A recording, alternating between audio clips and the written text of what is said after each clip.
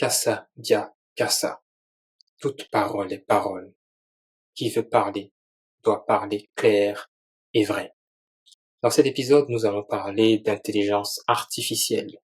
Nous allons parler de cette perspective en Afrique, du positionnement stratégique qu'il peut y avoir, des différents biais algorithmiques qui peuvent exister dans le cadre de l'utilisation de l'intelligence artificielle, des éventualités de coordination internationale pour avoir une intelligence artificielle éthique et responsable.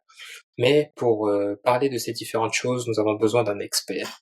Et comme expert, nous avons désigné Monsieur Seydina Moussa Ndiaye, qui est maître de conférence à l'université numérique Cheikh Hamidou Kane au Sénégal.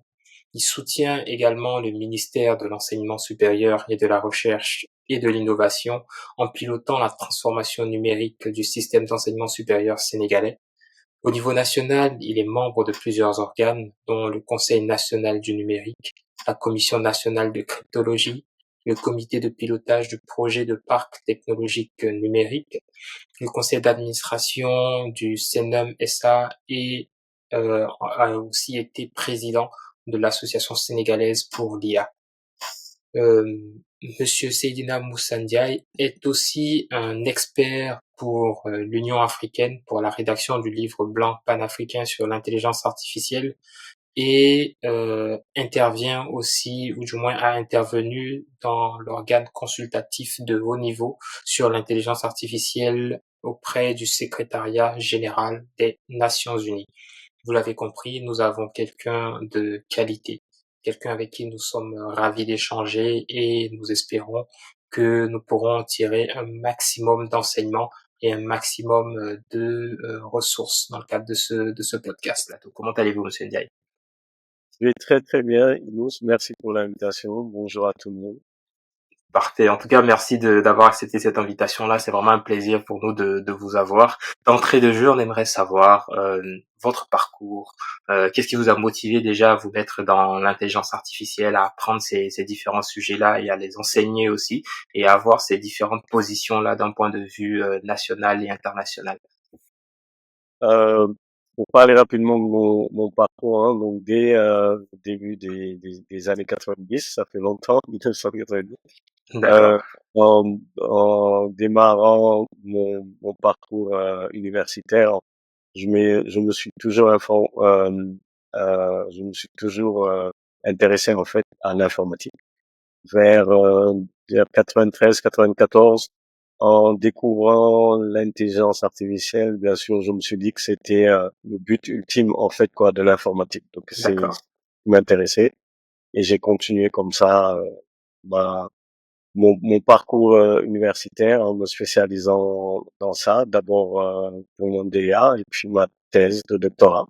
Donc j'ai fait dans ce domaine-là. Ensuite j'ai travaillé dans ce domaine-là en France d'abord, principalement au niveau de l'administration publique avec l'INRA, donc l'Institut national de recherche agricole, et dans des startups à Paris où j'ai continué à travailler en fait sur l'intelligence artificielle.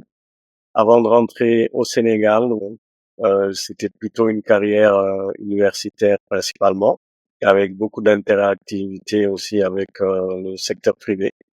Et ensuite, plus tard, avec l'État, où j'ai intégré différentes structures quoi, de l'État, surtout dans des comités de direction ou dans des conseils d'administration. Voilà. D'accord, je trouve que c'est un excellent parcours en tout cas. Je sais que vous nous en direz un peu plus, même notamment sur votre implication au niveau national, parce qu'en tant que président d'une association sur l'intelligence artificielle au Sénégal, je pense que c'est une première, si je me trompe pas. Oui, il y a plusieurs associations hein, relatives. La plupart du temps, en fait, en Afrique, on parle plutôt des données pour éviter de parler de l'intelligence artificielle pendant. D'accord.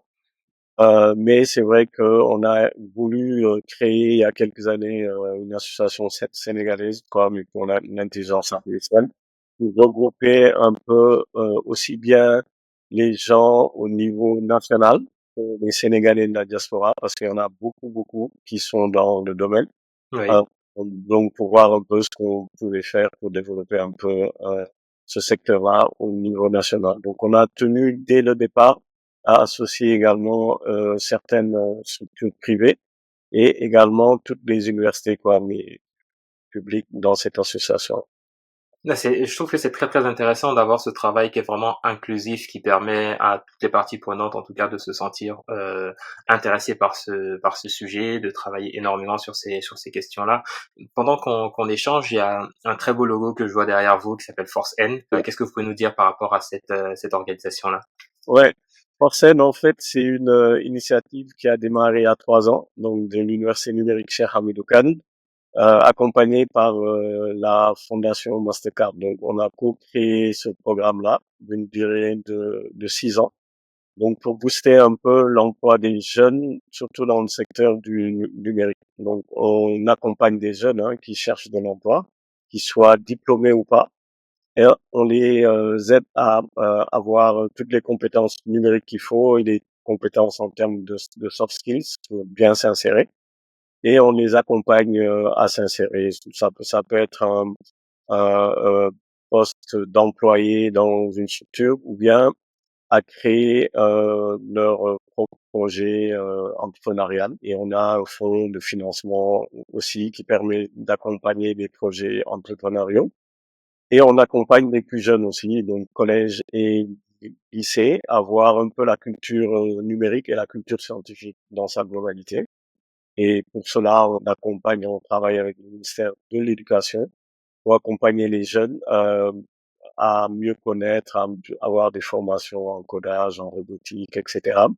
On équipe même les jeunes en filière S1 et S3, qui sont les deux filières qui sont en train de d'être désertées par les jeunes en fait des filières scientifiques et d'autres d'ordinateurs portables, donc gratuitement, il y a des clés de connexion à Internet pour pouvoir travailler sur le numérique.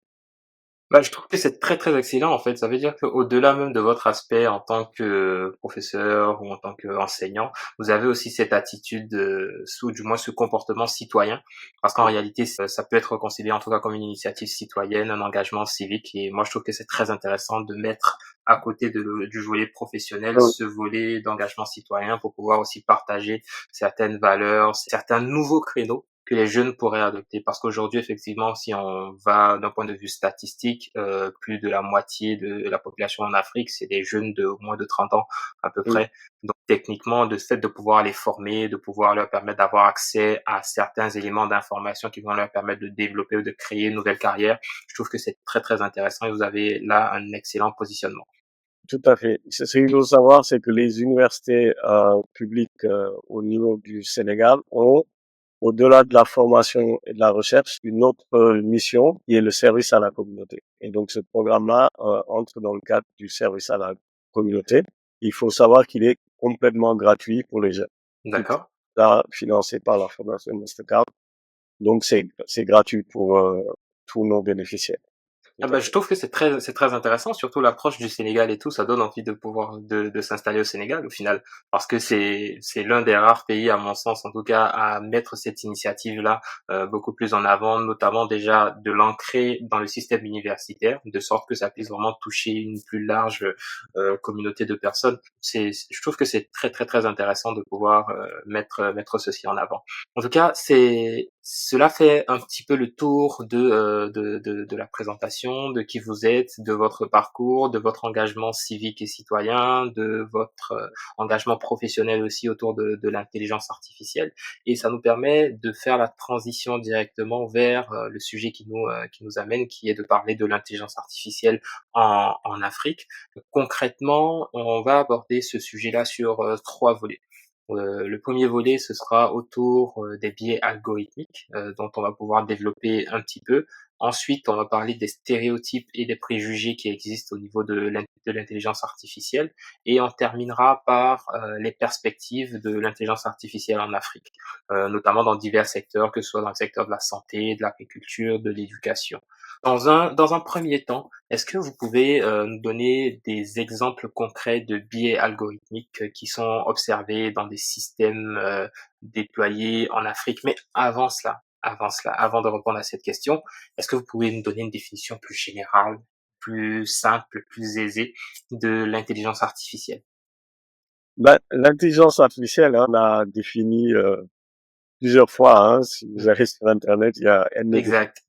Mais bon, pour faire simple, hein, c'est toutes les technologies en fait que nous utilisons pour faire aux ordinateurs ou aux systèmes informatiques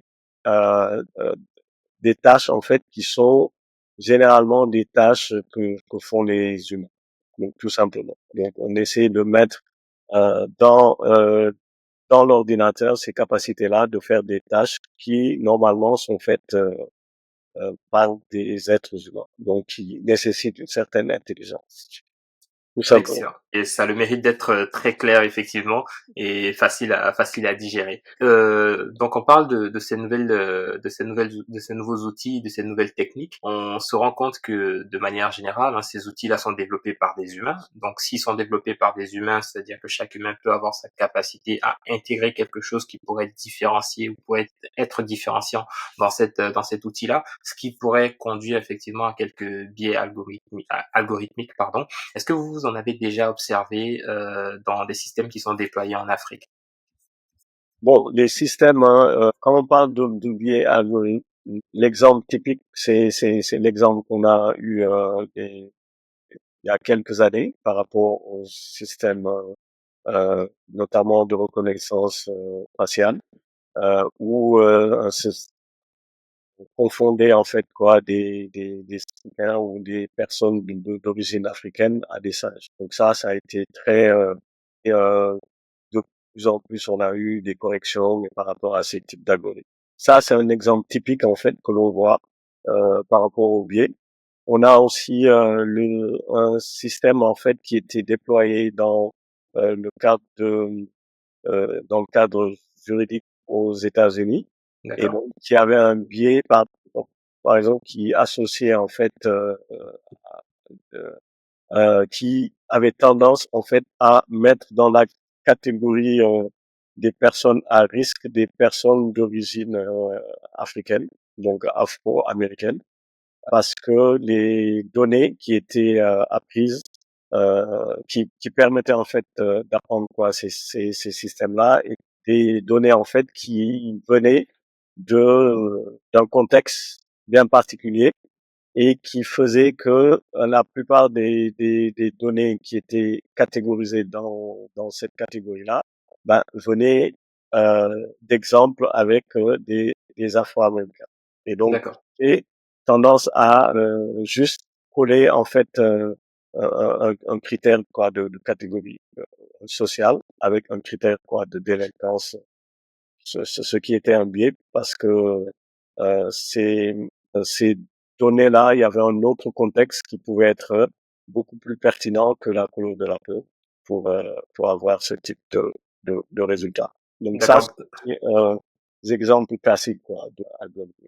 D'accord, donc en fait, ça veut dire que concrètement, avec ces quelques exemples-là, on a des biais algorithmiques qui sont certainement liés à une forme de profilage qui a été réalisé pour une certaine catégorie de personnes et que l'utilisation de ces données-là, en fait, a été, comment dire, a été, ou du moins on a réutilisé ces mêmes données-là pour faire ou créer des outils d'intelligence artificielle et donc en se basant sur ces données, il y a certains biais qui naissent de manière naturelle. Euh, Je dirais en fait plus précisément que ces biais étaient relatifs à des données qui d'accord. n'étaient pas assez complètes. Voilà, Ok. pour présenter toutes les catégories de façon beaucoup plus claire et on n'avait pas fait assez attention en fait voilà, à la diversité qu'il devait y avoir sur les données d'apprentissage. D'accord. Et bien en fait, ce que vous dites là, c'est très intéressant parce que ça veut dire que on peut aussi prendre la question autrement, ou du moins prendre l'analyse autrement, en disant que en fait, ça peut être volontaire par un organisme de dire, en fait, on veut cibler telle catégorie de personnes et développer un algorithme ou développer un outil d'intelligence artificielle là, en ayant ciblé ces personnes-là et avoir des résultats particuliers pour finalement exercer un certain pouvoir sur ces différentes personnes-là. Et là, c'est, enfin, je vais pas dans la théorie du complot, mais en réalité, c'est des possibilités qui peuvent exister d'un point de vue politique.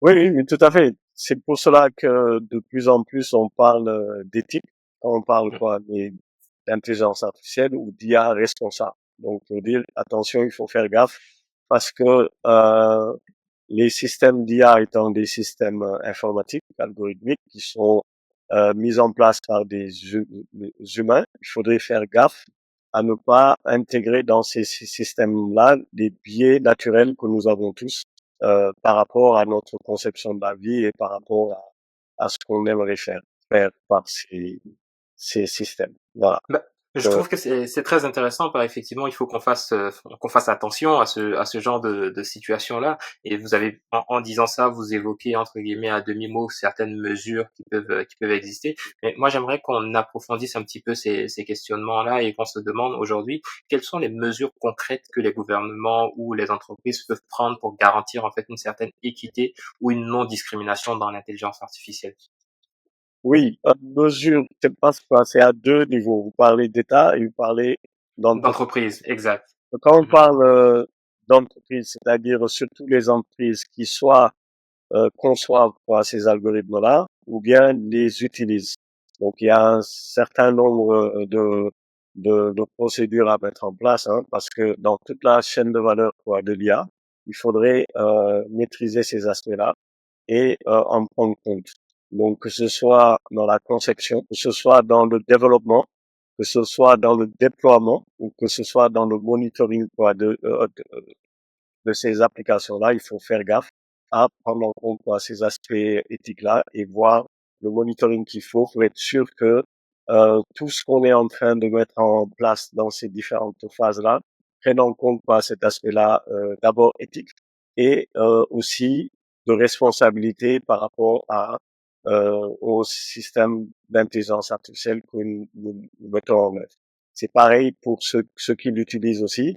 Ils doivent mettre en place tout le monitoring qu'il faut pour être sûr que ce qui était attendu au départ continue à rester vrai tout au long du cycle de vie quoi, de, de, de, de ces systèmes-là. Maintenant, quand on parle d'État, c'est tout un cadre qu'il faut mettre en place, hein, qui peut être réglementaire ou autre, pour être sûr que c'est bien encadré. Donc le développement des systèmes est bien encadré, que l'utilisation des données pour la création de ces systèmes-là est bien encadré, que le déploiement de ces systèmes-là est bien encadré. Donc c'est deux aspects quoi qui sont différents à prendre en compte. Je trouve que c'est très intéressant effectivement d'avoir une approche particulière pour les gouvernements ou les organisations publiques qui tendent à établir un cadre assez important pour permettre en tout cas le traitement ou l'utilisation des outils d'intelligence artificielle. Et d'un point de vue de l'entreprise qui elle a deux postures, qui est celle de d'avoir qui est la posture de celui qui développe un outil d'intelligence artificielle ou la posture de celui qui utilise un outil d'intelligence artificielle. Moi, je trouve que c'est très intéressant de parler de cela. Et vous avez évoqué un point que je trouve encore plus pertinent, c'est la question de l'éthique. Est-ce que la question de l'éthique n'est pas directement liée, en fait, à comment dire, ou du moins, est-ce que la question de l'éthique n'est pas influencée par comment dire une certaine diversité culturelle, linguistique, un manque de données représentatives ou une sensibilité même du développeur, de celui qui développe l'intelligence artificielle, il peut avoir une sensibilité particulière qui va conduire en fait à un biais algorithmique. Est-ce que c'est quelque chose qui existe de manière générale Ouais. ou c'est peut-être une vue de l'esprit? Non, non, tout à fait, ça existe, hein, parce que quand on parle quoi, d'éthique, Oui. on n'a pas la même définition qu'on soit aux États-Unis, au Sénégal, en Chine, etc. Donc, c'est une question qui peut être assez subjective en quelque sorte.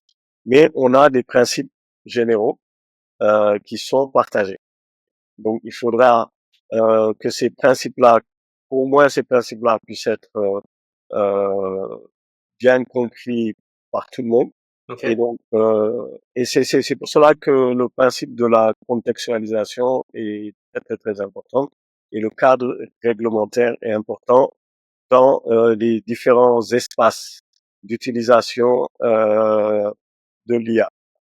Quand on est un pays ou un continent, il faudrait voir que représente l'éthique pour nous et bâtir en fait le cadre réglementaire qu'il faut pour que toute la chaîne en fait de production de l'intelligence artificielle et de son utilisation, qu'on puisse respecter ces valeurs éthiques-là par rapport à ce contexte-là. Donc ça, c'est très très très important. Et on a un cadre euh, global aussi qui existe. Hein. Sur cela qu'on parle de plus en plus de gouvernance de l'IA de façon quoi, mais globale. Où Ok. on essaie d'amener là-bas des discussions partagées quand même par tous pour établir en fait une compréhension commune de ce qu'on considère comme être éthique et responsable. Donc, ce sont des choses très importantes. Bah, je trouve en tout cas encore par rapport à l'approche que vous présentez, notamment avec le cadre global, ça me permet de faire un lien par rapport à votre activité au sein du secrétariat des Nations Unies, notamment sur le siège sur tout ce qui est lié à l'intelligence artificielle. Est-ce que vous sentez que de par votre posture, de par votre positionnement, vous arrivez à mettre en avant les différentes valeurs ou les différents principes qu'on pourrait considérer comme africains, même ça peut varier d'un pays à un autre, mais si on a une certaine valeur globale en Afrique, est-ce que vous avez la capacité, vous avez les moyens de pouvoir les mettre en avant, de les faire entendre et pour que ce soit beaucoup plus appliqué, que ce soit dans le contexte africain et aussi globalement dans le contexte européen ou mondial? Parce que pourquoi je fais ce lien-là? Parce qu'aujourd'hui, la plupart des organisations qui utilisent des outils d'intelligence artificielle ou des outils qui sont très très poussés, on parle des entreprises qui sont dans le GAFA. On parle de Google, on parle de Oui, Facebook, on parle, enfin, du moins des entreprises qui utilisent le Meta. Et avec ces outils d'intelligence artificielle type ChatGPT avec OpenAI et puis Gemini de Google, en fait, c'est des organisations qui ont, on va dire, un pouvoir qui peut être considéré comme supranational, parce qu'ils oui, peuvent avoir même le budget de certains pays. tout à Comment est-ce fait. que vous êtes capable de Ouais. pouvoir mettre en avant les différentes valeurs ou les différents codes ou principes éthiques qui concernent l'Afrique et qui soient déployés à toutes ces organisations-là?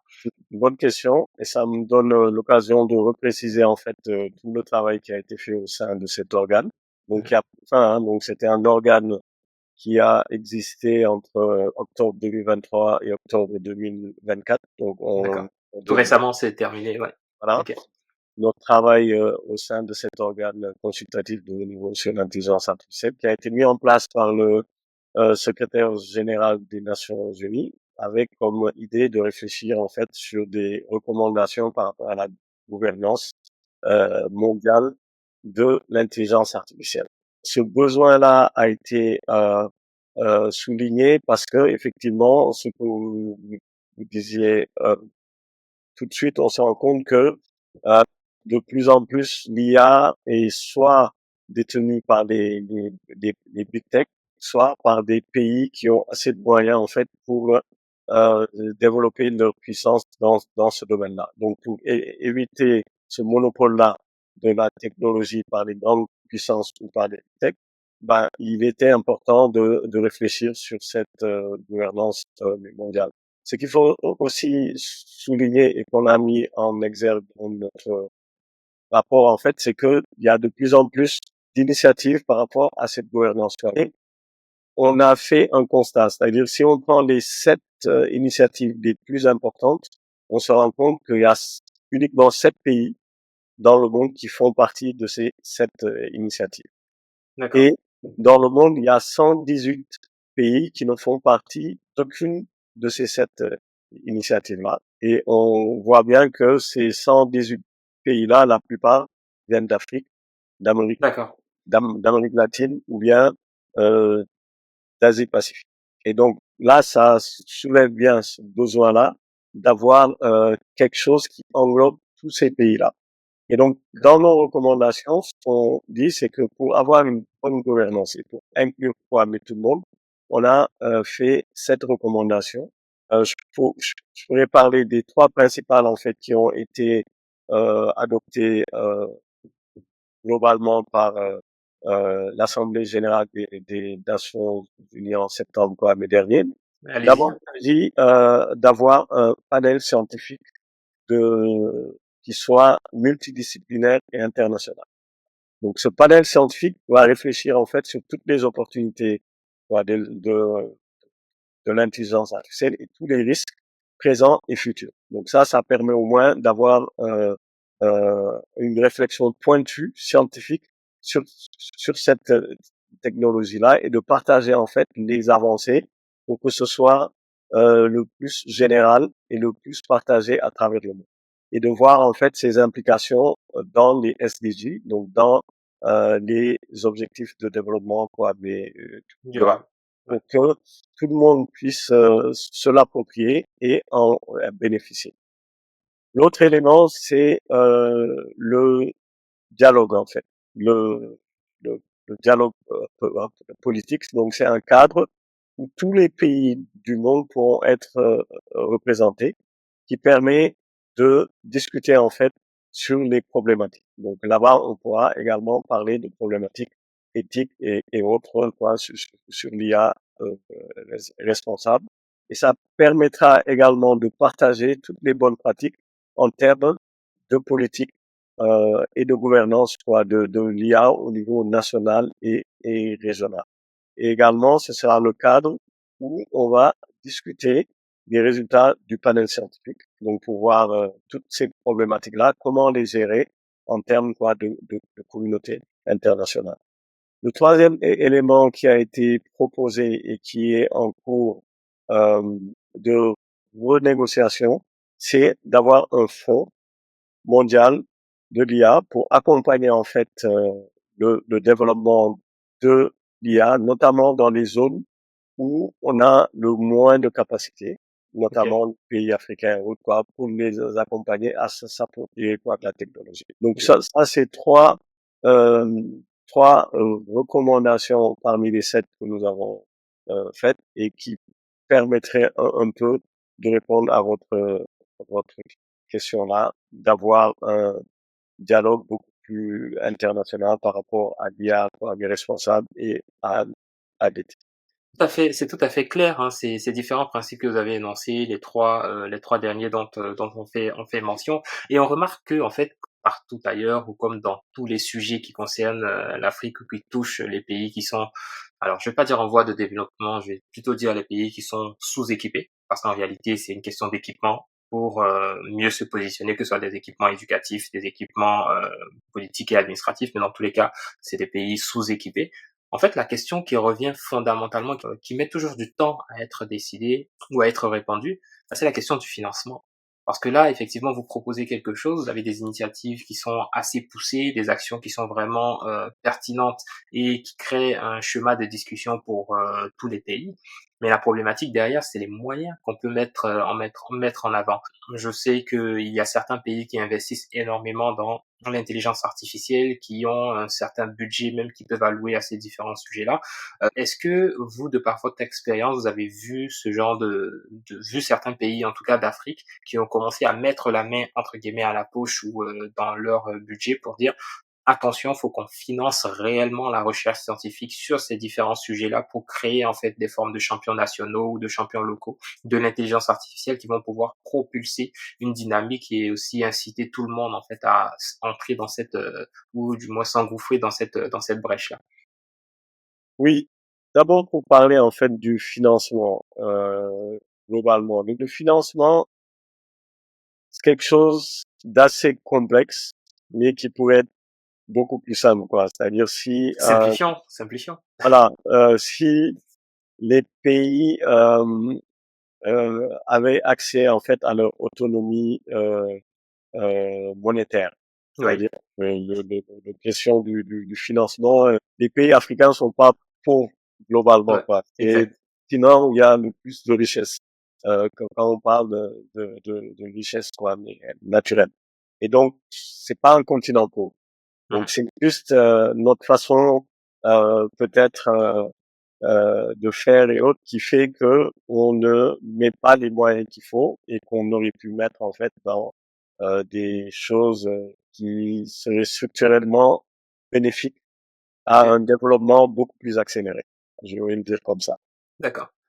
Maintenant, il y a de plus en plus de pays africains quand même qui se prennent en main et qui savent que il est important d'avoir cette phase d'investissement là pour rattraper le gap qu'il y a en termes quoi de technologie et à s'approprier de la technologie et avancer très très.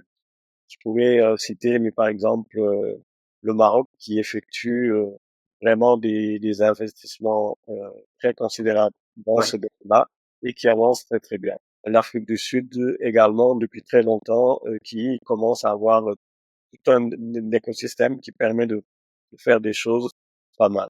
Donc, les pays africains peuvent vraiment avancer en fait dans ce domaine-là.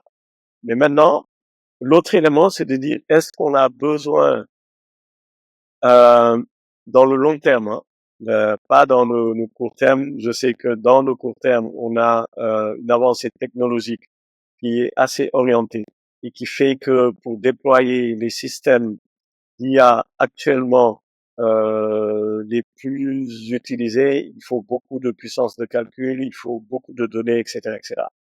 Mais dans le long terme, je pense qu'il est également important d'essayer d'avoir d'autres pistes par rapport au développement futur quoi, de l'IA qui nécessiterait peut-être moins de puissance de calcul Ok.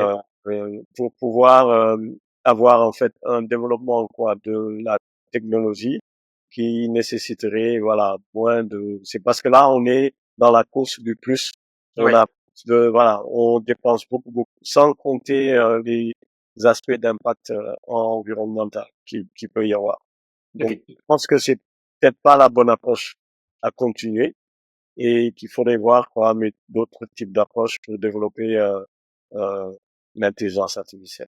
Bah, je trouve que c'est encore plus intéressant effectivement par rapport aux approches et outils. Ça me permet de poser une dernière question par rapport au biais algorithmique. C'est est-ce que vous pensez qu'il existe aujourd'hui des outils ou des méthodologies spécifiques pour auditer et corriger les biais algorithmiques qui existeraient?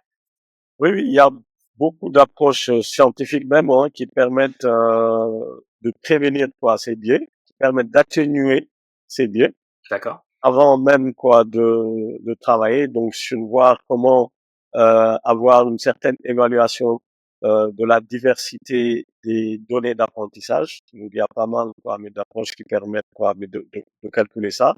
Il y a toute une sensibilisation à faire dans tout le process de mise en place des algorithmes même, parce qu'il faut D'accord. savoir que les biais peuvent être introduits même par les informaticiens qui travaillent sur Exact. la technique. Donc là, c'est important de gérer ces aspects-là, donc de formation et de, de mise en place euh,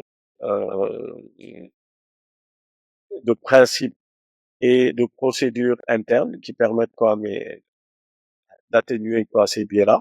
Et surtout, quand on parle quoi du contexte africain, c'est important d'avoir tout le cadre réglementaire qu'il faut, parce que ces biais algorithmes-là peuvent être peuvent être introduits en fait uniquement parce que c'est n'importe quel type d'algorithme quoi, qui est déployé.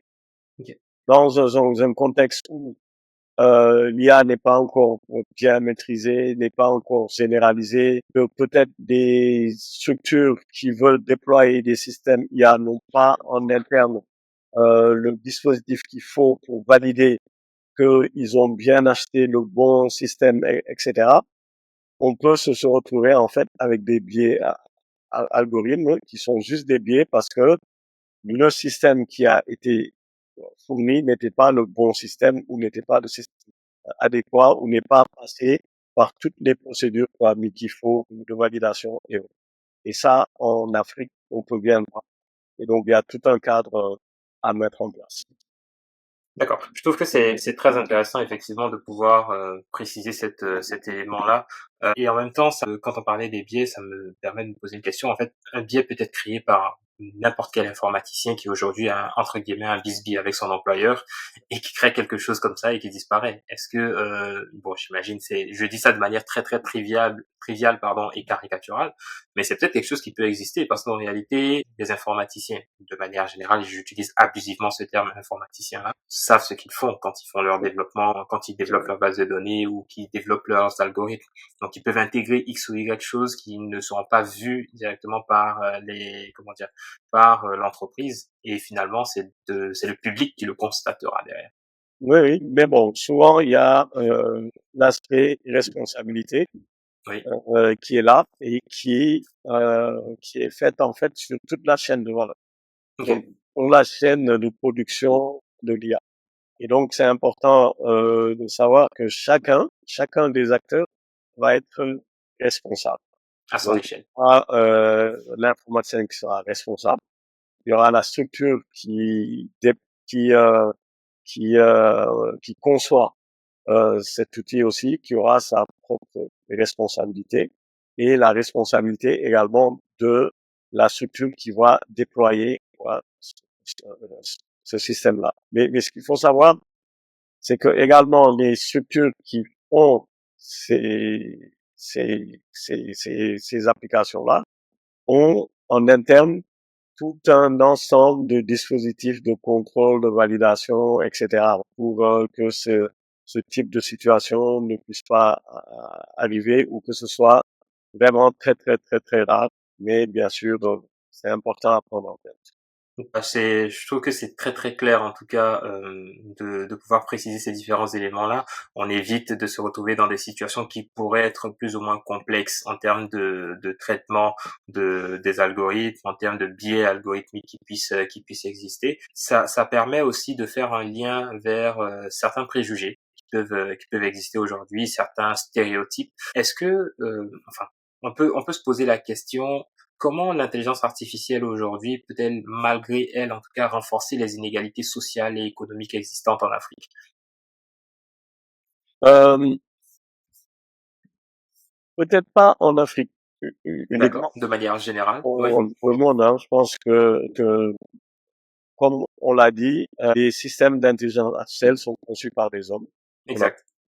Euh, et les personnes qui conçoivent cela viennent avec des préjugés naturels. C'est-à-dire, c'est leur façon de concevoir le monde.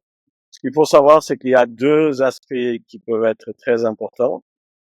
La façon dont ils conçoivent la diversité de leur jeu de données qui permettent quoi, mais d'apprendre. On peut intégrer dedans quelque chose qui peut amener ces préjugés-là. Et donc la façon de dire que on a un jeu de données assez diversifié en prenant en compte notre vision du monde. D'accord. Il y a l'autre façon, c'est de dire euh, la manière dont on conçoit les systèmes. Parce que quand on conçoit un système IA, on le conçoit en prenant en compte notre compréhension de comment les choses marchent, Ok. ok, et qu'on essaie d'implémenter en fait dans le système. Et donc là aussi, fait intervenir un préjugé parce que c'est notre fonction, c'est notre façon de voir le monde qu'on Exact. met Exact. dans les systèmes. Donc Ok. c'est pour ça qu'on dit de plus en plus que l'Afrique devrait se positionner également dans la conception des systèmes IA. Parce qu'on a également notre propre façon de voir le monde qui serait important en fait de prendre en compte. Je donne un exemple simple. Hein. Quand on voit les systèmes d'IA actuels avec une surutilisation de tout, il Ok. nous faut des données en masse, il nous faut des capacités de calcul en masse. Nos valeurs africaines euh, nous apprennent à utiliser la nature de façon bienveillante et à n'utiliser que ce dont on a besoin pour faire des choses.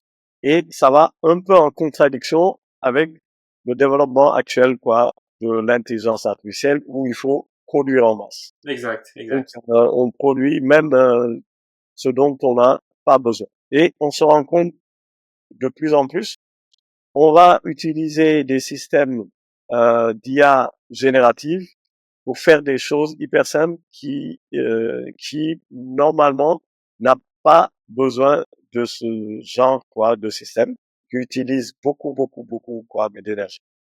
Et donc il faudrait peut-être quoi mais revoir quoi mais tout ça avec notre prisme, notre façon de voir le monde et peut-être qu'on aura d'autres approches en fait quoi de l'IA qui pourraient être assez intéressantes. Ah, c'est très pertinent en tout cas de se positionner comme ça, et ça permet de faire le lien directement avec ce que moi j'appelle, enfin peut-être que je me trompe dans mon approche, mais ça peut être considéré comme en fait une forme de paresse intellectuelle. Parce qu'en réalité aujourd'hui, avec tous les outils d'intelligence artificielle qui existent, il suffit juste de partir sur Google, Gemini ou ChatGPT ou Perplexity et autres, et vous posez une question. Vous avez déjà la réponse, hein. Vous posez une question, et en fait, ça vous déroule un développement particulier et vous n'allez pas forcément aller chercher derrière pour voir si la source est vraie, si la source est pertinente et tout. Et quand on parle de source, déjà, ça permet il faut se poser la question. Par exemple, les outils comme les outils d'OpenAI ou Gemini, je crois, quand vous posez une question au script ou à l'intelligence artificielle ou à leur outil, vous n'avez pas la source derrière. Par contre, il y a certains outils d'intelligence artificielle qui précisent les sources où est-ce qu'elle allait chercher l'information. Et donc, ce qui fait que on peut se retrouver à peut-être poser des questions qui sont, en fait, qui nécessitent même pas de réflexion extrêmement poussée. C'est-à-dire qu'aujourd'hui, je peux poser la question à un outil d'intelligence artificielle, comment est-ce que je fais cuire des œufs, alors que je peux le faire moi-même. Enfin, c'est une manière de dire que ça conduit en fait vers un effort de recherche qui est beaucoup moins, beaucoup moins poussé. Et ça permet en fait de s'interroger par rapport à cela.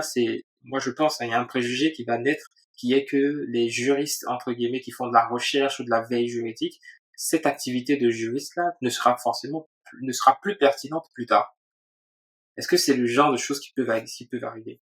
Non, moi personnellement, en fait, je pense que c'est plutôt une question d'adaptation. C'est-à-dire D'accord. qu'on va s'adapter et on va changer notre façon de travailler. Plutôt Ok. de, qu'on va remplacer certains métiers. C'est vrai qu'il y aura certains métiers qui vont disparaître, ça c'est sûr. Mhm. Et la plupart du temps, on aura des métiers qui vont évoluer.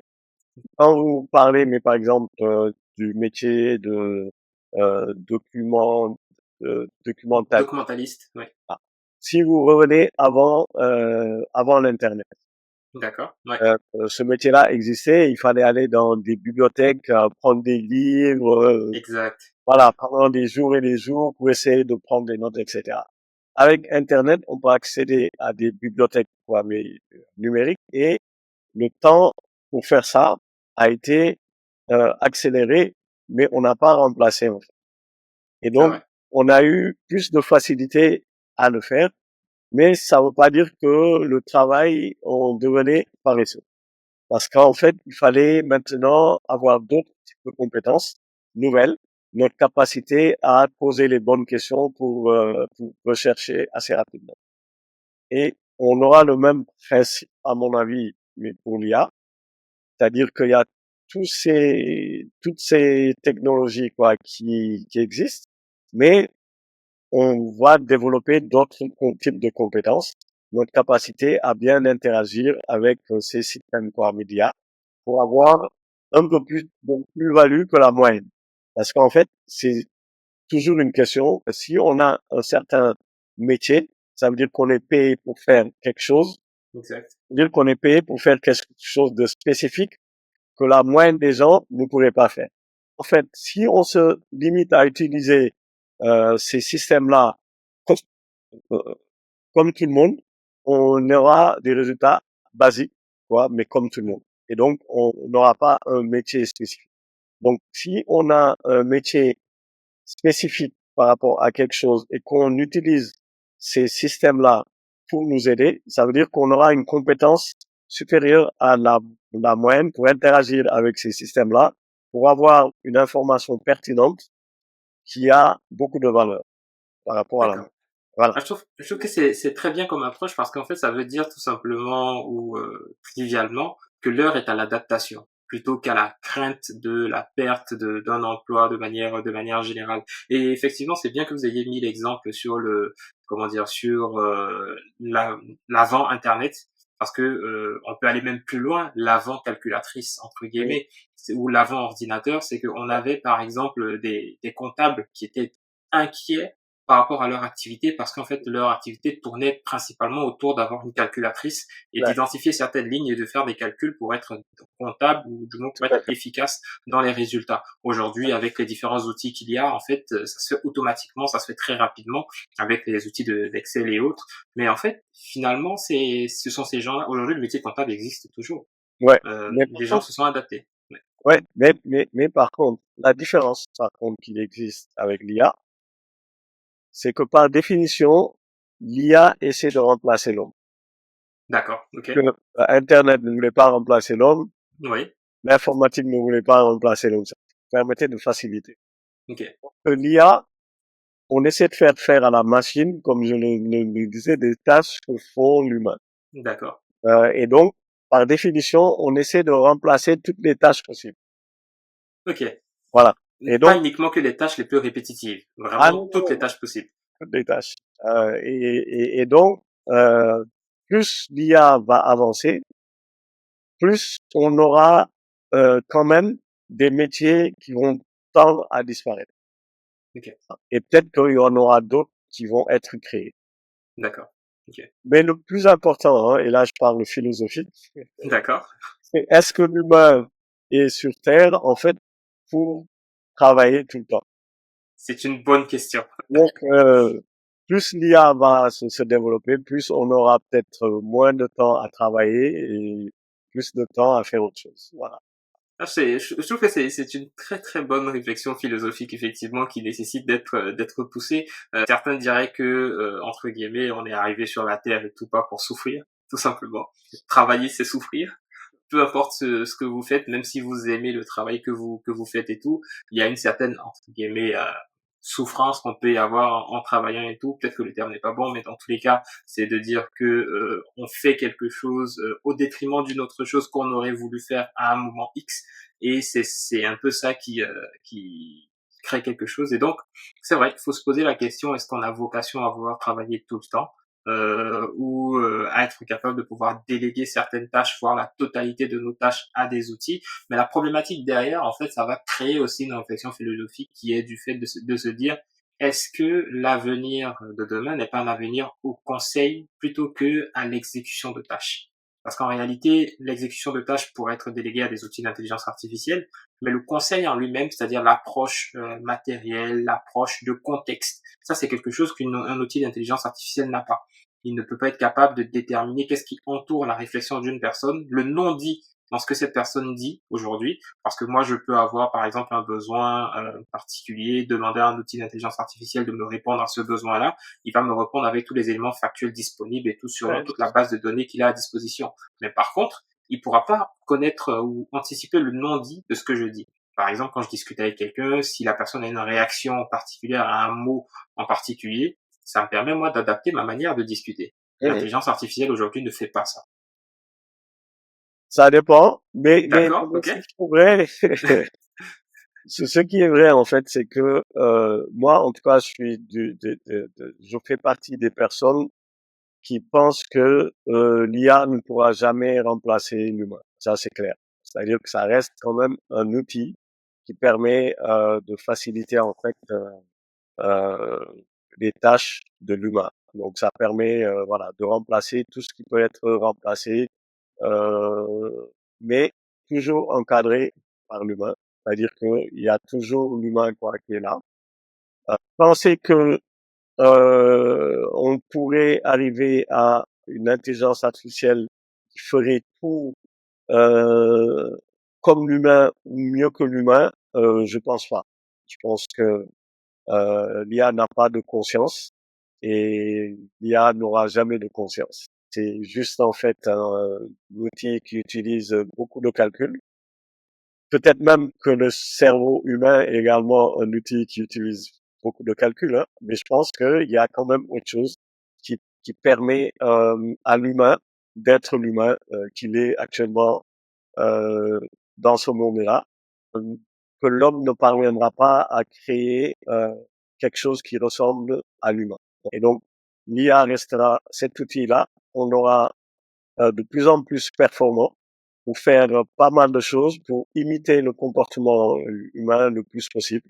Mais ce sera juste une imitation, hein, et l'essence même de notre humanité ne pourra pas être redupliquée dans des ordinateurs. Je trouve que c'est très pertinent de dire ça, et ça veut dire en fait que aujourd'hui, techniquement, Minority, les sujets qu'on voit sur les comment dire sur les films qui ont existé il y a quelques années, notamment Minority Report ou iRobot, c'est vraiment de la vue de l'esprit au final. Oui, tout à fait. Je pense que il y a la science-fiction Oui, et l'humain essaie toujours de rattraper la science. Voilà. exact. On essaiera tout le temps. Et je pense que l'IA va encore s'améliorer, hein. On a des choses qui sont extraordinaires maintenant qu'on n'aurait pas imaginé pouvoir faire quoi, il y a quelques années. Et je pense qu'on va encore améliorer. Mais on est encore très très loin de l'intelligence humaine. Oui, je suis tout à fait d'accord avec vous et ça me permet en fait de me rappeler en fait d'une session de formation que j'avais eue au niveau de Harvard avec plusieurs catégorisations d'intelligence artificielle, dont l'une sur l'intelligence artificielle générative dont on parle actuellement de manière générale, jusqu'à un dernier élément d'intelligence artificielle qui ferait que on n'aurait, entre guillemets, rien à faire, que l'outil apprendrait de lui-même et réalisera des tâches de lui-même de sorte qu'il puisse se réparer lui-même derrière. Donc techniquement, c'est quelque chose qui pourrait arriver, mais c'est dans un futur qui sera extrêmement loin par rapport à la manière dont on voit les choses. En tout cas, c'était l'approche qui avait été proposée. Après, bien entendu, les outils, on sait tous que les outils d'intelligence artificielle se développent avec une masse de données, une masse fulgurante de données, et tant qu'il y aura des données, cet outil-là sera capable de se développer, ou du moins d'avoir une meilleure approche, ou si ce n'est une approche plus personnalisée. Parce qu'au final, aujourd'hui, utiliser des outils d'IA, c'est surtout être capable de proposer des résultats personnalisés à des personnes ou à des besoins spécifiques pour pouvoir répondre à ces besoins-là. Et donc, plus on a de cas de figure qui ressemblent à ce besoin, plus on aura des approches qui seront, pardon, encore plus personnalisées pour ces outils-là. Oui, oui, je pense que il y a deux aspects dans ce que vous venez de dire. Le fait d'avoir des systèmes que l'on crée qui ont la capacité de créer des systèmes ou de modifier son comportement, ça peut ne pas être de la science-fiction pure. C'est-à-dire qu'on peut évoluer jusqu'à créer des systèmes capables de créer d'autres systèmes. Mais la problématique n'est pas là. La problématique, c'est est-ce que on est capable de créer des systèmes robustes, c'est-à-dire être sûr que ce qu'on est en train de créer ne fait pas n'importe quoi. Voilà. Donc c'est plutôt ça la problématique. Permettez-moi effectivement de rebondir par rapport à cela parce que c'est un point très intéressant. Il y avait eu un outil d'intelligence artificielle qui avait été mis sur Twitter ou sur Google, je sais plus. C'était une forme de chat conversationnel pour lequel en fait chacun pouvait poser des questions à ce chat informationnel là. Et en fait l'idée c'est que quand ils ont créé cet outil là, ils voulaient que ce soit un outil qui soit assez robuste, ou du moins l'outil se voulait robuste. Et juste une heure après, l'outil est devenu raciste, toutes les questions qu'il y a eu sur les réseaux. Donc effectivement, je comprends votre point avec la robustesse de l'outil et je vous laisse continuer effectivement. Ouais, cet exemple-là dont vous parlez en fait, ça peut être issu d'un biais en fait, c'est-à-dire que c'est par rapport aux différentes interactions. Le système en tant que tel est un système qui est complet, c'est-à-dire que ses capacités sont limitées. Maintenant, ce qui va changer, ce sont les données qui sont intégrées en fait pour que le modèle soit stable. Okay. Moi, je parlais plutôt des systèmes d'IA capables de créer d'autres systèmes, c'est-à-dire capables D'accord. de modifier la structure même Ok. de leur algorithme. Et ça, en fait, il y a des travaux qui se font, etc. Mais maintenant, toute la problématique serait de savoir est-ce qu'on est capable de créer des systèmes capables d'évaluer même la pertinence de ce qu'ils sont en train de créer. Toute la difficulté resterait là-bas. Et là, ça pourrait, ça implique en fait l'idée d'avoir une certaine conscience. Et donc, et c'est cette conscience-là que les ordinateurs n'ont pas. Et c'est excellent, en tout cas c'est très pertinent et ça nous permet en fait de développer sur la troisième partie de notre échange aujourd'hui, qui est de parler des perspectives de l'intelligence artificielle en Afrique. Euh, Et en termes de perspective, il y en a énormément. Je pense que vous allez pouvoir nous en dire énormément dessus. Selon vous, quels sont les domaines d'application de l'intelligence artificielle les plus prometteurs pour le développement de l'Afrique aujourd'hui? Et on parle de plusieurs secteurs, le secteur de la santé, le secteur de l'agriculture, de l'éducation. Cette question, hein, c'est une question classique qui est posée. Ok, Ma réponse tout le temps, c'est de dire que l'IA pour l'Afrique, c'est la même chose que l'IA pour le reste du monde. C'est-à-dire que D'accord. c'est une technologie et il faut l'utiliser pour régler tous les problèmes possibles. Voilà. Ok. Donc, il n'y a pas une IA spécifique africaine et une IA Bien sûr. pour le reste du monde. Il s'agit maintenant de savoir qu'est-ce que l'Afrique en fait. C'est-à-dire, Mhm.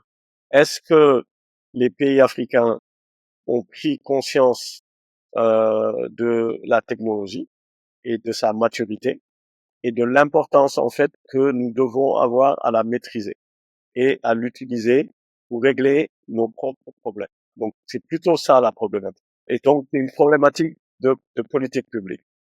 C'est-à-dire est-ce que nos pays africains mettent en place tout ce qu'il faut pour que pour ne pas rater en fait cette révolution technologique là comme on a raté les précédents.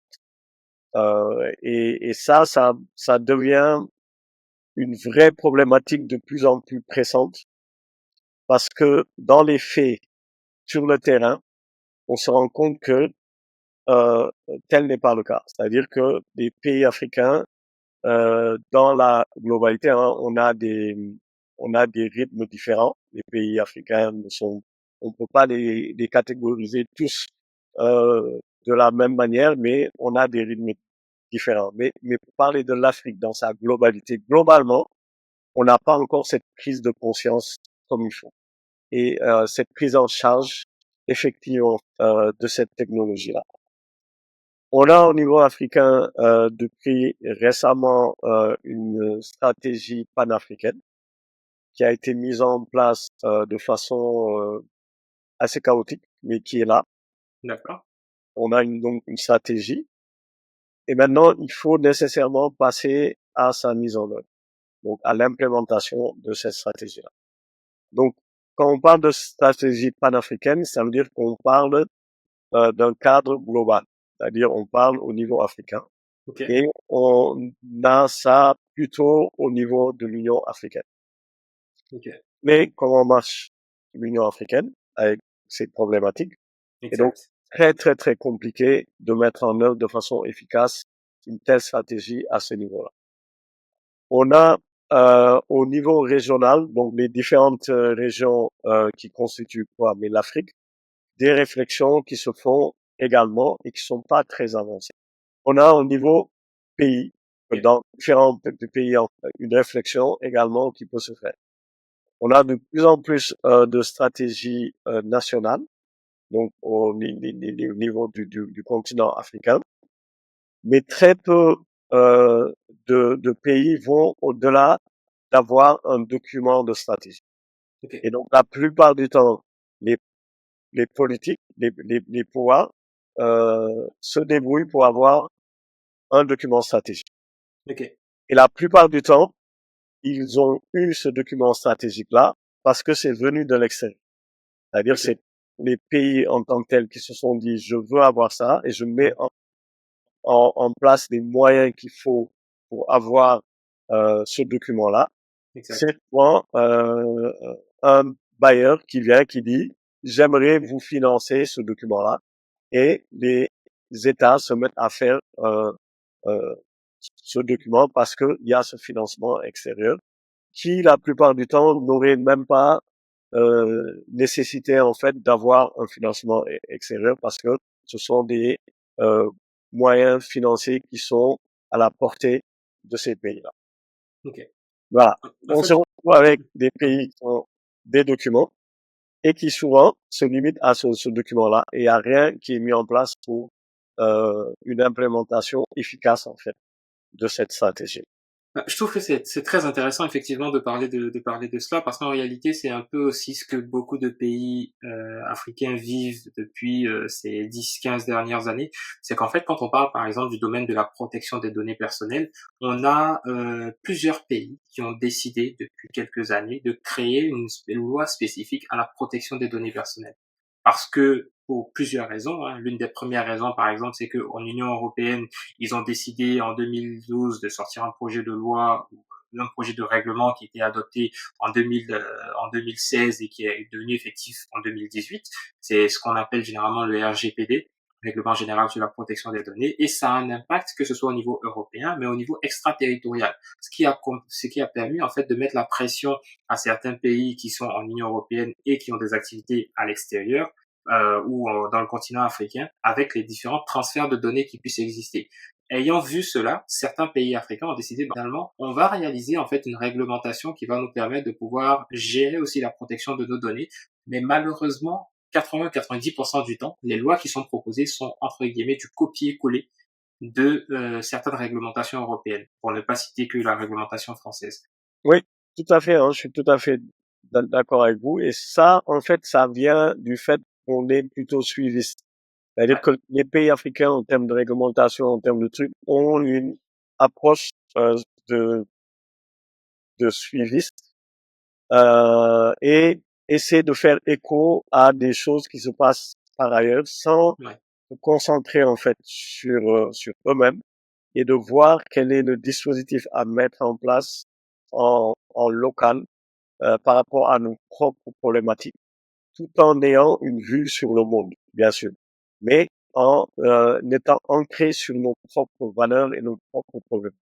Et ça fait que beaucoup de choses n'avancent pas parce qu'en fait, on est tout le temps dans cette approche quoi de suiviste où on essaie de répliquer ce qui se fait euh, ailleurs sans contextualiser et sans avoir une approche endogène en fait qui permet de partir d'abord de nos problèmes et d'aller en fait vers un cadre en fait qui permettrait de résoudre quoi nos problèmes avec notre vision des choses et notre trajectoire par rapport à notre propre développement.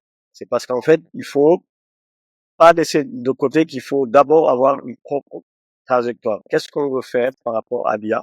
Qu'est-ce qu'on veut faire par rapport à nos données, etc. Avant d'avoir cette approche quoi, de réglementation et autres, il faut savoir d'abord ce qu'on veut et quel est le dispositif qu'on met en place pour atteindre ce qu'on veut. Et là, on pourra bâtir en fait le bon cadre qu'il faut pour y arriver, pour y arriver. Mais maintenant, ce qu'on voit de plus en plus, c'est ce gap-là qui existe entre les communautés qui sont sur le terrain, qui travaillent quoi, sur l'IA et qui font des choses extraordinaires, ouais. et les États qui sont là en fait pour avoir ce cadre-là et l'impulsion et l'accompagnement qu'il faut, qui ne le font pas parce que ils n'ont pas encore une compréhension claire de ce qu'ils peuvent faire et autres. Et donc, il faudrait travailler à réduire ce gap-là pour faire confiance à ces communautés-là et les accompagner pour pouvoir développer quoi, média au niveau continental. Je trouve que c'est très intéressant de préciser les choses comme ça, mais ça me permet moi de me poser une question aussi, et c'est une question qui va à l'endroit entre guillemets des nouvelles générations que nous avons aujourd'hui. Est-ce que en fait la volonté d'investir dans l'intelligence artificielle ne rencontre pas en fait une forme de barrière avec la classe dirigeante actuelle qui entre guillemets pourrait être sceptique par rapport à l'utilisation de l'intelligence artificielle? Parce que je prends un exemple particulier. Moi, imaginons que j'ai 75 ans, que j'ai 78 ans et que je suis président de la République de X pays. L'intelligence artificielle, c'est pas mon problème. Peu importe les conseils qu'ils vont me dire à gauche et à droite et tout, il y a de fortes chances que ce ne soit pas mon problème. Et s'il y a de fortes chances que ce ne soit pas mon problème, je vais m'entourer de personnes qui pensent comme moi.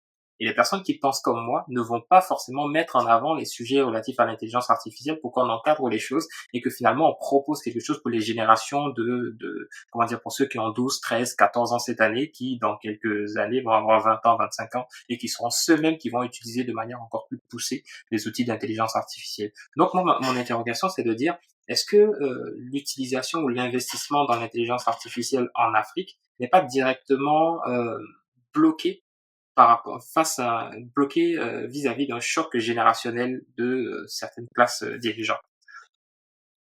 Je suis pas sûr. D'accord? Ouais. Pourquoi? Parce que je pense que la question de la technologie, la question de l'IA et autres, n'est pas nécessairement une histoire de différence générationnelle. Quand on parle de politique publique et quand on parle d'État, quand on parle du public en général, on peut penser cela. Parce que, voilà, il y a des gens, il y a des personnes lambda. On Des peut, éternels réfractaires, en fait. voilà, quand on prend des personnes lambda, on peut penser qu'une personne lambda plus âgée n'a pas la bonne compréhension autant qu'une personne lambda jeune. Euh, et donc, on peut parler quoi de choc quand on parle du grand public. Quand on parle de dirigeants de pays, je ne veux pas accepter qu'on puisse parler de choc générationnel. C'est D'accord? plutôt une question de culture générale et donc de savoir est-ce que les personnes qui dirigent ces pays-là sont à la place qu'il faut.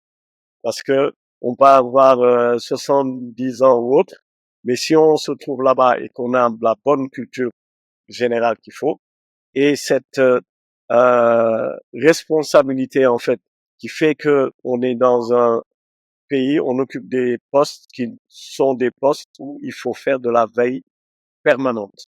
Et on ne peut pas accepter en fait qu'on parle de choc générationnel. C'est-à-dire que si on est dans cette posture-là, il faut être dans une posture où on est au fait de la marche du monde et on sait ce qui se passe à travers le monde. Et donc, il est difficilement envisageable de parler de choc générationnel quand on parle de politique publique. Il est très important que les gens qui gèrent ces pays-là puissent être au fait de ce qui se passe à travers le monde et mettre en place tout ce qu'il faut pour éviter ce gap technologique-là. Donc Je ça, trouve, c'est ma façon de voir les choses. mais c'est effectivement une façon de voir qui est tout à fait respectable parce que il peut y avoir des situations dans lesquelles en fait certaines personnes qui aient un certain âge et une certaine culture pour faciliter le développement de Oui, l'intelligence mais artificielle sur le moi, je territoire. connais des gens qui ont plus de 60 ans, qui ont autour de 70 ans, qui sont beaucoup plus technologiques que n'importe quel jeune. Parce qu'ils sont dans cette culture-là de toujours être au fait de ce qui se passe à travers le monde et qui s'intéressent aux choses. Donc, c'est pas parce qu'on est plus âgé qu'on est nécessairement hors du système et qu'on est has-been par rapport à la technologie. J'aime bien ce terme has-been parce qu'en réalité c'est quelque chose qui va sortir tout le temps. C'est que un jeune qui ne connaît pas forcément l'intelligence artificielle et qui regarde un peu l'environnement dans lequel il se trouve, par rapport à sa sensibilité, il a de fortes chances de trouver qu'une personne qui a 75, 80 ans est forcément has-been dans un domaine particulier, parce qu'il va estimer, malheureusement, à tort ou à raison d'ailleurs, que cette personne-là ne va pas aller faire les efforts de recherche, les efforts de développement culturel, de développement de sa culture générale même, et donc il va trouver que cette personne-là est forcément en déphasage avec l'approche que lui il a Oui, de manière générale. ouais. Mais ouais, allez-y, Si allez-y. ouais, Hum, je vous mets un exemple simple, hein. hum. Prenez les plus grands chercheurs, les plus connus dans le domaine de l'IA. Ils sont tous D'accord. des vieux. C'est vrai, c'est vrai, c'est vrai. Donc, C'est vrai. Après, on pourrait dire effectivement que eux, ils ont l'avantage d'avoir connu l'intelligence artificielle depuis très longtemps. Moi, je pense que l'intelligence artificielle, le premier mot intelligence artificielle est intervenu en 1956 avec Alan Turing. Et en fait, il a continué à évoluer, notamment par rapport à une conférence qu'il y a eu à Boston où ils ont essayé de créer une définition collective de ouais, l'intelligence artificielle. Et puis, quelques années plus tard, ça a continué. Et donc, en fait, ça veut dire, depuis les années 50, on a ces personnes-là qui maîtrisaient un peu plus ce sujet. Aujourd'hui, enfin, la donne n'est pas, je dis pas qu'elle est différente, mais elle a évolué d'une certaine manière que certains jeunes pourraient considérer que eux sont au summum de la compréhension de l'outil d'intelligence artificielle parce qu'ils ont beaucoup plus d'outils à leur disposition pour mieux définir en fait leur approche sur les 10, 15, 20 prochaines années. ouais, si. Mais bon, rapidement, en parenthèse, c'est pas Alan Turing qui a sorti ce mot intelligence artificielle. Donc, c'est la conférence de Dartmouth. Beaucoup de scientifiques ont travaillé, c'était une conférence de travail qui a Ouais. permis peut-être de se mettre d'accord sur le terme intelligence artificielle. Le test d'Alan Turing venait avant et c'était surtout sur des notions de système intelligent. Est-ce que l'ordinateur était capable de réagir comme un être humain et Alan Turing a proposé un test pour permettre de savoir si un, un ordinateur avait un comportement intelligent. Voilà. Donc ça, Donc c'était un c'est peu. les prémices effectivement de ces discussions-là. Et ça, c'est avant même, hein, dans les années 40, que tous ces travaux-là sur les systèmes intelligents ont démarré. Maintenant, par rapport au fait d'être vieux ou pas, pour finir sur ce point-là, Bien sûr. je pense en fait que c'est plus une notion de, de culture, c'est-à-dire qu'est-ce qu'on d'intérêt, de curiosité intellectuelle, Mhm. tout simplement. Et ça, c'est n'importe quel âge, hein. On peut Ouais, être jeune et has et ouais. vieux et has comme on peut être jeune complètement dedans et vieux également complètement. Bah c'est parfait en fait en tout cas en termes de conclusion sur ce point-là. Ça me permet de parler de défis. Selon vous, quels seraient les défis pardon à relever pour que l'Afrique en général soit le hub d'une IA responsable? Le principal défi, hein, je reviens dessus parce que c'est très très très important, c'est une bonne compréhension des enjeux par les politiques et la mise en place de cadres d'investissement, gouvernance qui soient alignés à cette bonne compréhension des enjeux. Sans cela, ça va être très très très difficile. Et sans cela, on aura ce gap-là qui va exister entre des communautés qui vont se lancer complètement dedans parce que la technologie est maintenant en termes de compréhension des approches et autres accessibles au grand public de plus en plus. Et donc, on aura des jeunes qui vont se mettre dedans pour maîtriser la technologie et des moins jeunes aussi et qui vont être utilisés par d'autres pays qui ont la bonne compréhension des enjeux.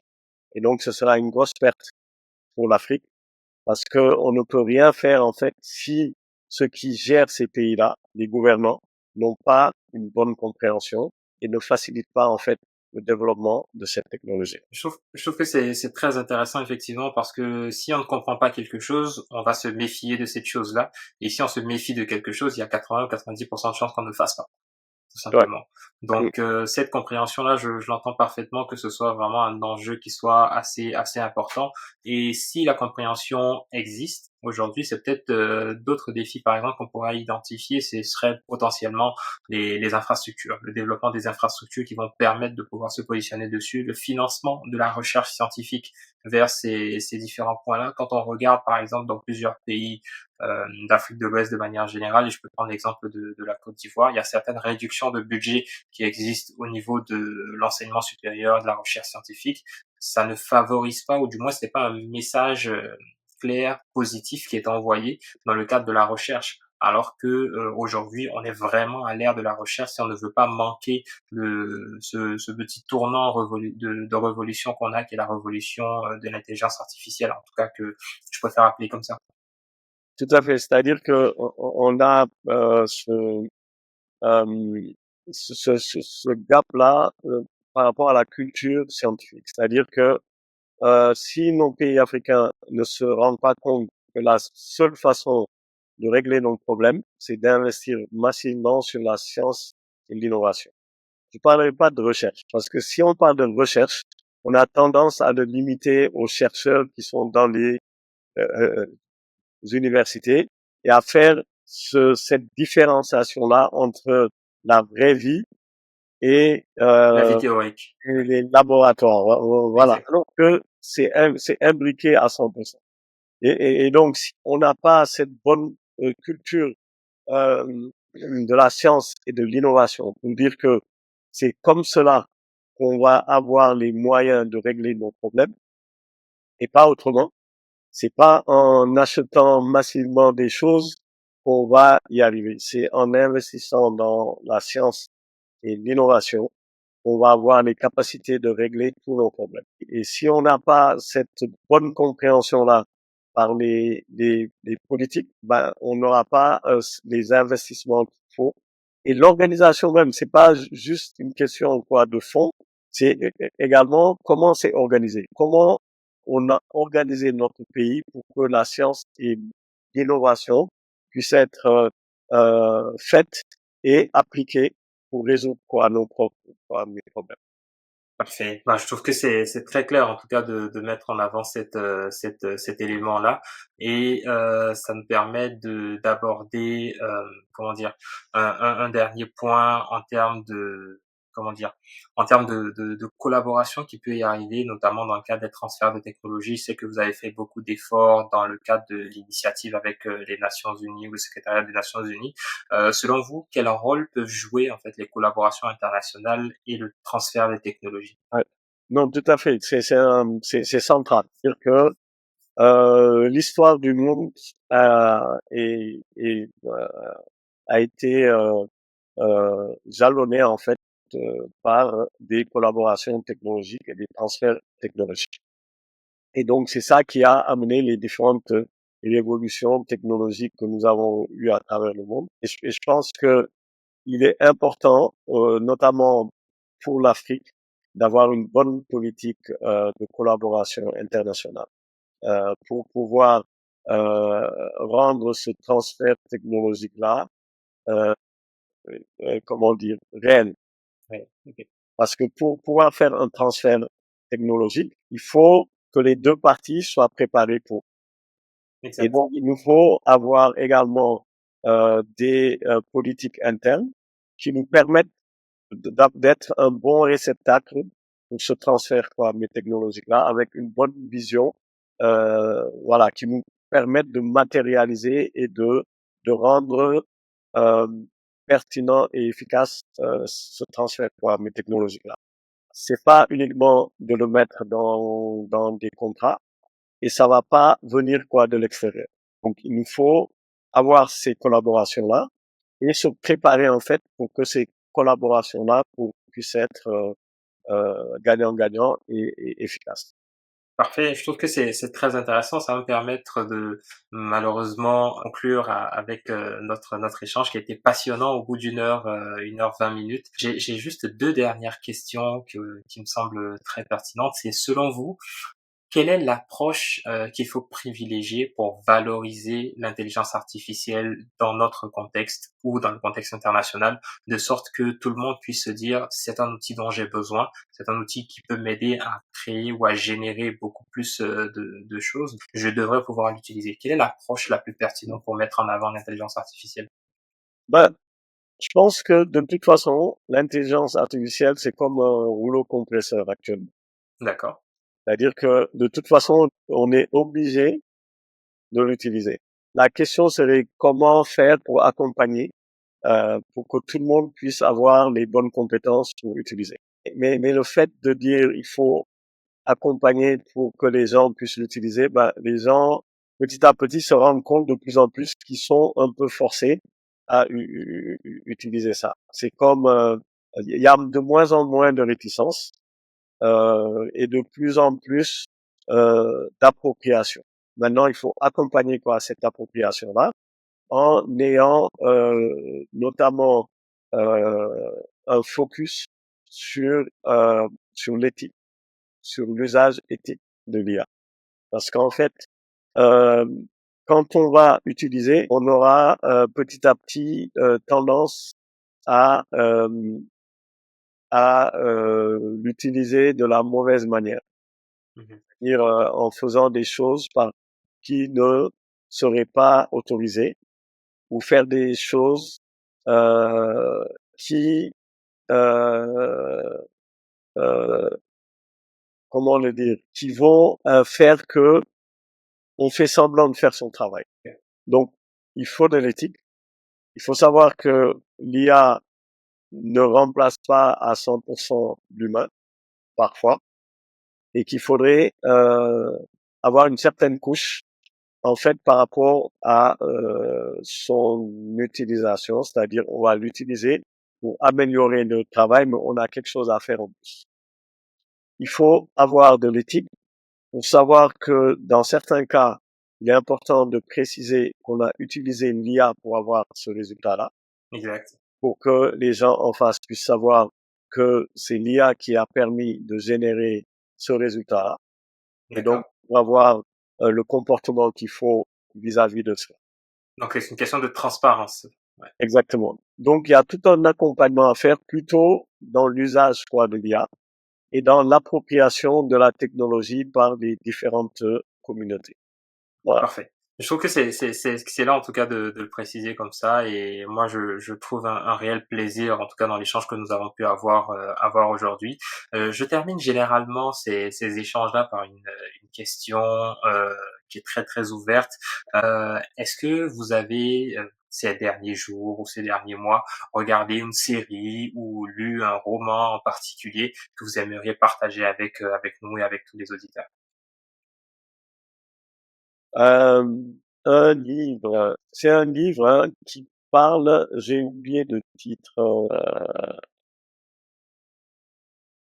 c'est un livre en fait qui parle des sociétés qui choisissent euh, de tomber. C'est un titre en anglais, il faut que je retrouve le nom. Donc, D'accord.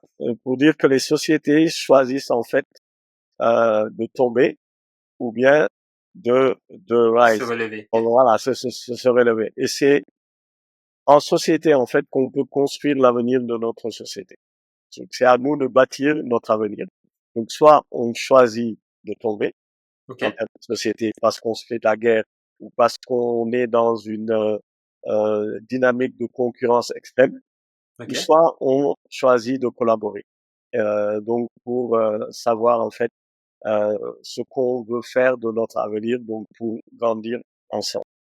Parfait. Bah, en tout cas, je trouve que c'est très intéressant et le mot est bien dit. C'est que c'est en société qu'on choisit de s'élever ou de se tirer vers le bas. En tout cas, Monsieur Ndiaye, moi, je vous remercie infiniment pour votre disponibilité. Je vous remercie infiniment pour ces échanges-là, pour le temps que vous avez pu passer avec nous et avec les auditeurs. Est-ce que vous avez un dernier mot que vous souhaitez mettre en avant qu'on Juste vous remercier pour cet échange. C'était un plaisir de partager toute cette réflexion avec vous. Donc cet échange très fructueux, très intéressant. Et le dernier mot en fait, c'est juste de dire que l'IA est là et donc de sensibiliser surtout les politiques publiques, les gouvernants africains pour leur dire que l'IA n'est pas quelque chose qui est très loin et ce n'est pas quelque chose qui n'est pas accessible. Et de faire confiance à nos communautés, de travailler avec nos communautés pour bâtir en fait une société qui utiliserait l'IA, qui serait construite en Afrique pour régler les problèmes africains et les problèmes du monde. Et que il faut y aller. Voilà. Parfait. Donc, C'est très très bien dit. En tout cas, merci encore à vous. Merci à vous, chers auditeurs, d'avoir suivi ce podcast. L'objectif, c'était de parler d'intelligence artificielle, des biais algorithmiques, des perspectives de l'intelligence artificielle en Afrique et dans le monde de manière générale. Nous avons été ravis, en tout cas, d'échanger, de vous présenter cette approche-là, de vous présenter le contexte dans lequel on évolue et nous sommes vraiment à l'écoute des propositions que vous pourriez y avoir, que ce soit en commentaire ou après avoir écouté directement ce podcast. Merci à vous, merci à chacun et à chacune de nous avoir écoutés, d'avoir pris le temps de nous écouter. Merci à Monsieur Ndiaye pour ce moment et on se dit à très vite pour un prochain épisode de Il nous en parle.